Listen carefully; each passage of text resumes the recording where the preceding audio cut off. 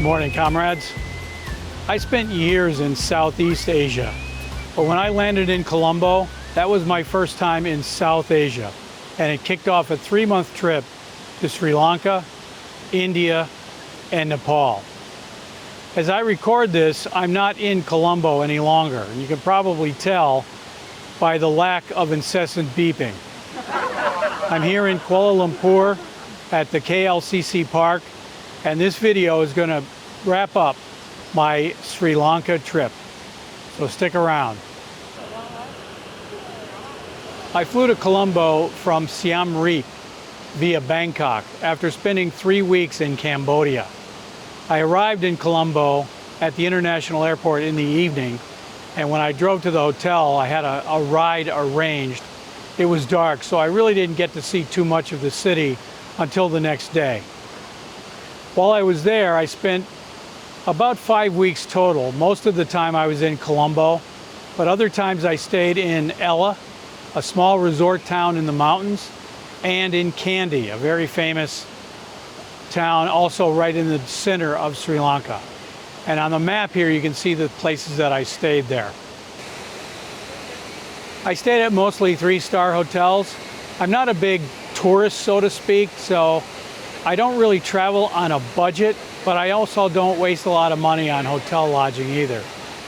But my hotels were sort of middle of the road, and except for the one in Ella, which I recommend anybody going to Ella to stay at, most of the hotels you can find just anywhere on Booking.com or Agoda. I use Booking.com, and there are links to the hotels that I stayed at in the notes below. If you go to Ella, the place I stayed in was called the Ella Moon Rock. Now it has an unusual name. It's a very small hotel, but I really enjoyed staying there. So if you're interested in going to Ella, check that hotel out and see if you think it would meet your needs. In my Cambodia review, I think I mentioned that I now look for hotels that offer breakfast as part of the price. And I can't stress enough how convenient that is. So if you're reluctant to book a hotel and pay the extra fee for the breakfast, I would encourage you to give it a try. I was reluctant at first until I realized that this is so convenient that you don't really have to go out foraging for food in the morning. If you want to eat more than once a day, then you can always go out, look for restaurants in the afternoon or evening. But your breakfast in the morning is taken care of. So from Cambodia, including the hotels I stayed in Sri Lanka, they all offered breakfast as part of the room price. And I'm really glad I made that decision. I'm sure everybody wants to hear about whether Sri Lanka is expensive or not. In my case, Sri Lanka was not expensive. But like I said earlier, I don't really go out looking for expensive restaurants, hotels, or anything like that. My costs were very low, mainly because breakfast, my main meal of the day, was included in my hotel cost. So anything else I paid for during the day was probably a tuk-tuk ride, or maybe some snacks, or maybe a lunchtime meal or something like that. But when it comes down to overall costs, I found Sri Lanka very affordable. In fact, inexpensive would probably be a better way to describe it. Unlike Cambodia, Sri Lanka uses its own currency exclusively. In Cambodia, I got to use US dollars and Cambodian reals. But in Sri Lanka, I used the Sri Lankan rupee, which was worth about 300 rupees to $1 US.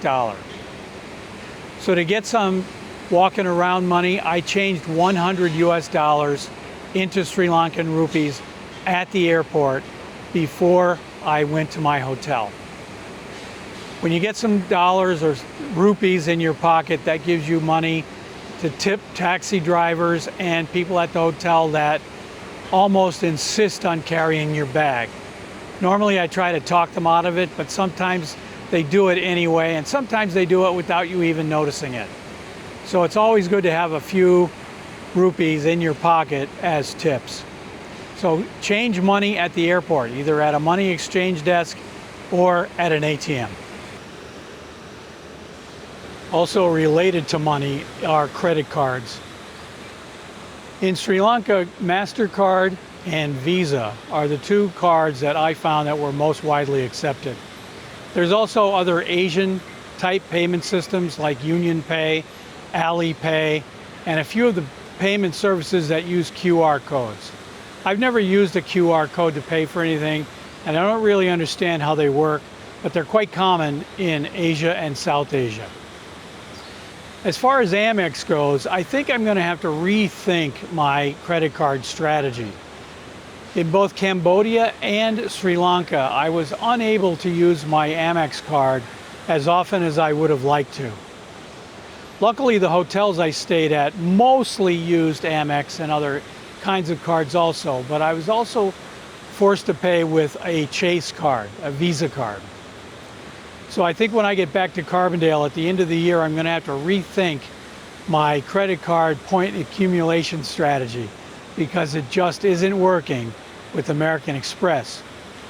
Now, are there places in Sri Lanka that use American Express?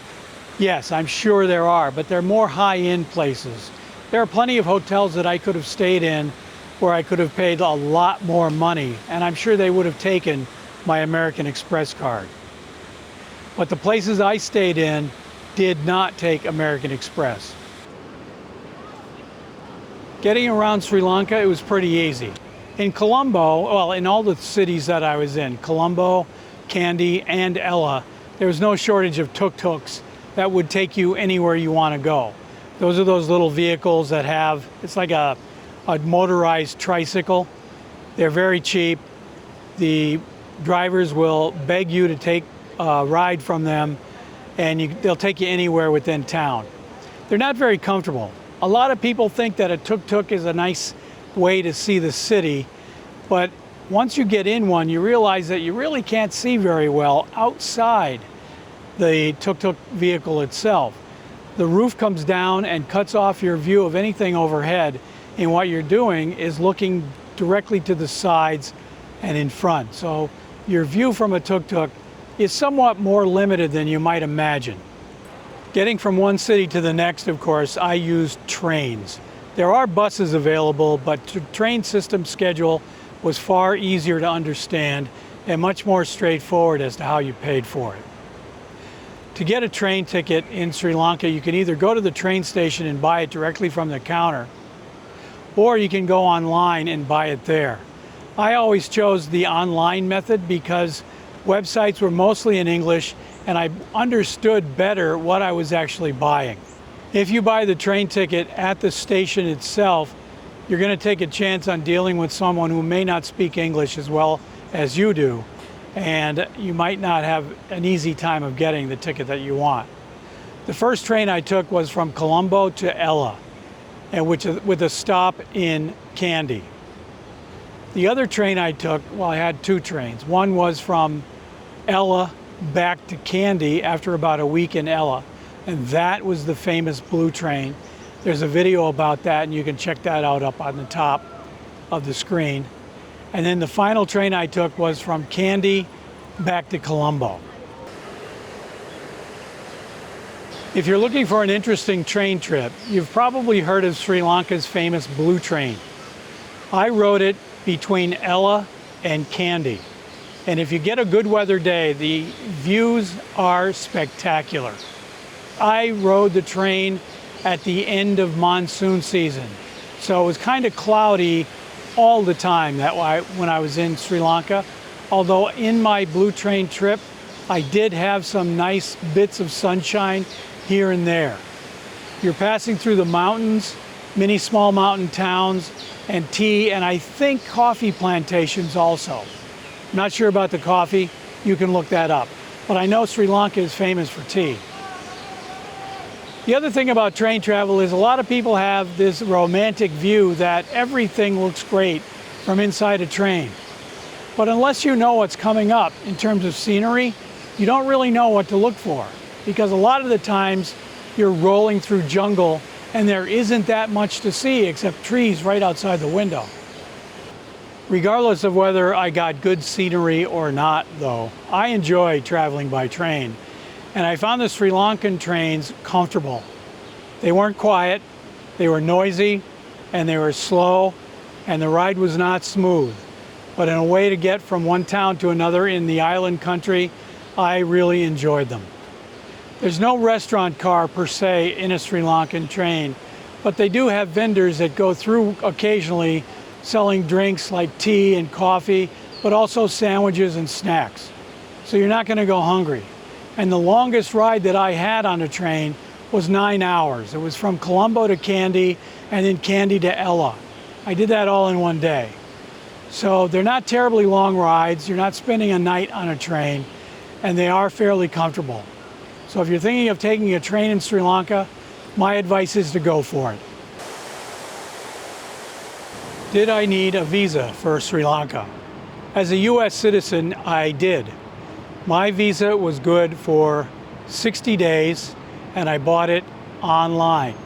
When I arrived at the immigration counter in Colombo, they did not ask me for the visa. And since I did it online, I'm assuming that they already had a record of it in their system. You can also buy a visa on arrival at the airport. But as these immigration rules and visa rules change, it's always a good idea to check before you go. I'll leave a link to the service I used in the description below.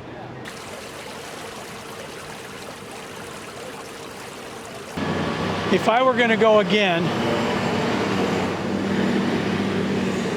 I would spend less time in Colombo. 2 weeks at a time is probably too long to spend in Colombo. In fact, I was talking to a tuk-tuk driver once, because they like the pretext of asking you where you're going, where you're from, how long are you staying, etc., etc. When I told him I was staying in Colombo for 2 weeks, he laughed. And at the end of 2 weeks, I understood why. Colombo is not a spot to spend 2 weeks unless you have something very specific to do. Ella and Kandy, on the other hand, are fascinating little towns. Kandy's not really small, but it is an interesting place to be. Ella is a outdoor people paradise. There's a lot of trekking that you can do there, but it's not the expedition kind of trekking. It's treks that you can go on and finish them in a day. Start after breakfast, you're back by dinner time. There's a lot of things that you can do there in Ella. It's a small town. It's like a hilltop resort type place.